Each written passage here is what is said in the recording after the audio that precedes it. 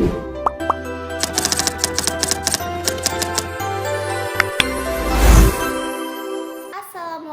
warahmatullahi wabarakatuh. Perkenalkan, nama saya Nur Asikin dari kelas 12/4 dengan NIS 224307. Di sini saya akan mengajak teman-teman sekalian untuk membahas apa itu ekonomi digital. Mari kita mulai. Pengertian ekonomi digital.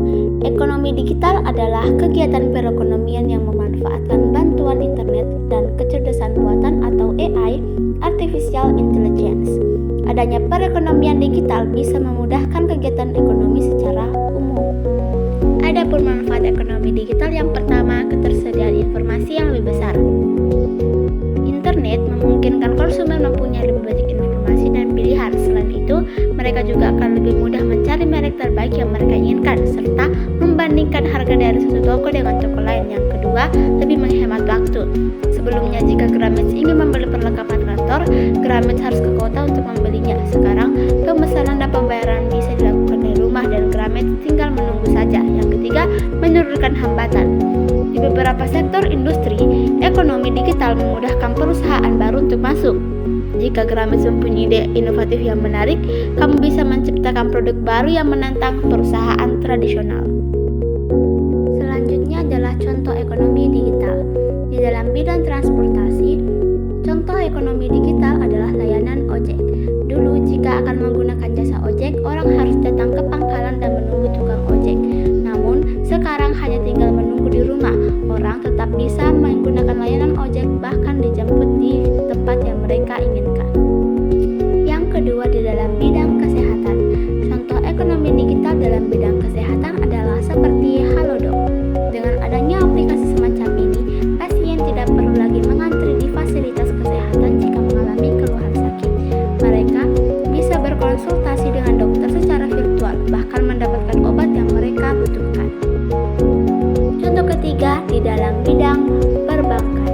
Dalam bidang perbankan, contoh ekonomi digital adalah produk-produk dompet digital yang dapat digunakan untuk bertransaksi di banyak tempat seperti e-banking, OVO, GoPay, dan sebagainya.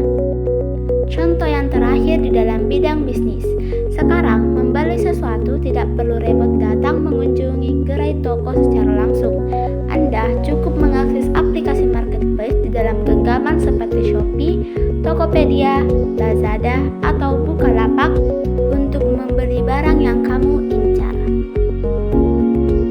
Selanjutnya adalah tantangan ekonomi digital.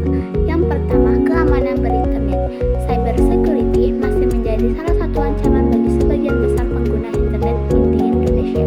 Yang kedua, sumber daya manusia kurang memadai. Tantangan selanjutnya yaitu kurangnya sumber daya manusia yang paham penerapan teknologi. Yang ketiga, regulasi yang tepat. Supaya semua kegiatan dalam ekonomi digital bisa berjalan dengan lancar, sebaiknya diperlukan regulasi yang melindungi hak penyedia layanan maupun penggunanya.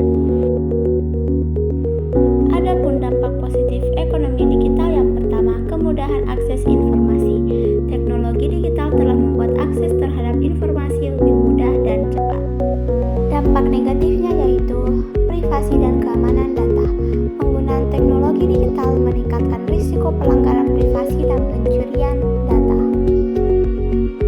Jadi, kesimpulannya, ekonomi digital adalah kegiatan ekonomi yang memanfaatkan teknologi digital seperti internet, kecerdasan buatan AI.